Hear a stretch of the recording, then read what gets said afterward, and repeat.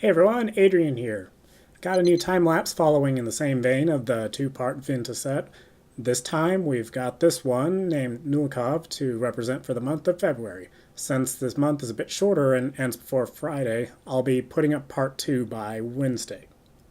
Can't say I recall what specifically spurred his design, it's been quite some time. In any case, for the next number of videos, I reached out to followers for questions about art that some are curious about, and to answer as best I can with my perspective so far. I'll try and tackle at least one per video properly, and at least touch on a couple others if they're related, and expand on them later.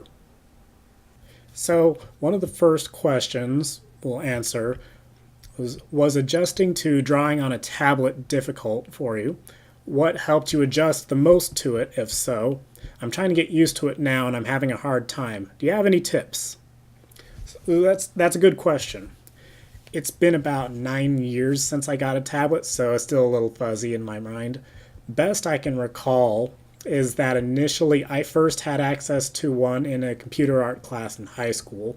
And believe it or not, I had some elitist view that the mouse was a superior device. Go figure. Since I couldn't quite grasp the concept of the tablet somehow at first. I rejected it for, I believe, about 2 years, until realizing I really needed one about a year after graduating. To my surprise, it actually took only about a week before I had a pretty solid grasp on using it. Maybe the biggest trick to realize is that ultimately, it's not that different from getting used to using a mouse or a game controller, or maybe my personal best analogy, sight reading while playing piano. The idea in general is to just recognize that your brain's going to do a fine job of figuring out where whatever part of your body currently is. You really only need to worry about the screen that's in front of you. Get used to feeling how far your arm has to move to get the same response to each edge of the screen, instead of seeing how far you had to move it on the tablet. Also, I know some tablets come with a variety of nibs, so if you have multiple available, try different ones out and see how the contact feels for you. You may just need to match one as close to whatever tool you're used to using, whether a pen or pencil. I use a Wacom tablet Intuos 4. It's a small, it is the same one that I got all those years ago, and it's still functioning quite well. It came with, I want to say, about 10 nibs, and 4 or 5 were different kinds, I think, and then a lot of the remaining ones were essentially just multiple copies of the same kind. Also, I have heard of some people using paper over their tablet to make up for that tactile difference as well. Personally, I haven't found need for that. Switching to a different nib more or less did well enough for me, but everyone's different. You've just got to keep experimenting and finding what feels right. With regular practice, like any other case, you'll get a handle on it. Next two questions are quite similar, but actually quite relevant to the nature of this particular time lapse, especially compared to the one that's going to follow this. So they are, if you warm up, what do you do before working on a larger project? And what sort of warm-up exercises do you do? So when it comes to warm-ups, I am inconsistent.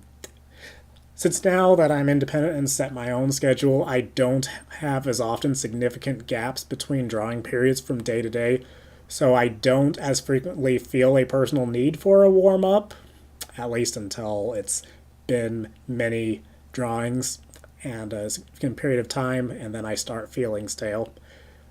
At least in the traditional sense, I don't do certain warm-ups, such as for musical examples, exercises of playing through a number of scales to get your fingers moving properly. If I do exercises of that type, it's more to the effect of drawing a ton of circles repeatedly at varying sizes, whether on actual paper or on screen, and trying to keep them as round as I can. Which, never fret, I don't think even any professional can maintain a perfect circle that often, any more than you can draw a perfectly straight line for particularly long without assistance of tools. In that case, it's more of a speedy stroke practice. When I do exercises, it's more often doing a short little doodle, whether fan art or something personal for a half hour to an hour, or roughing out a quick little idea to get my brain into gear. Thumbnailing in general is actually an excellent way to sort out an idea before getting to work on the greater project. Using a quick example, the previous Vynta drawing, in between headshots and the main illustration, I downsized a copy of that line art that I'd finished to about 500 pixels on the shorter dimension. And with that size, it was much easier to just make giant strokes over the whole thing and make color plans without committing to a large illustration and costing unnecessary amounts of time needing to fix whole sections later. Especially when it comes to planning things more like scenes, I highly recommend thumbnailing things out as far as you can and making multiple iterations to sort things out, as often your first approach isn't going to be your most successful one. Even developing sketches to figure out Nulacav's head shape and later refining his design and colors each took about 4 to 5 iterations before I could finally tackle the overall main event. Those were really great questions, and there's a bunch more to come. You've all been awesome about coming up with these so far, so as things continue, and should you come up with any others, go ahead and ask, and I'll see how best to talk about them in the near future. For now, we'll leave with that for the time being, and I'll be back with more answers to questions with the next part of this video.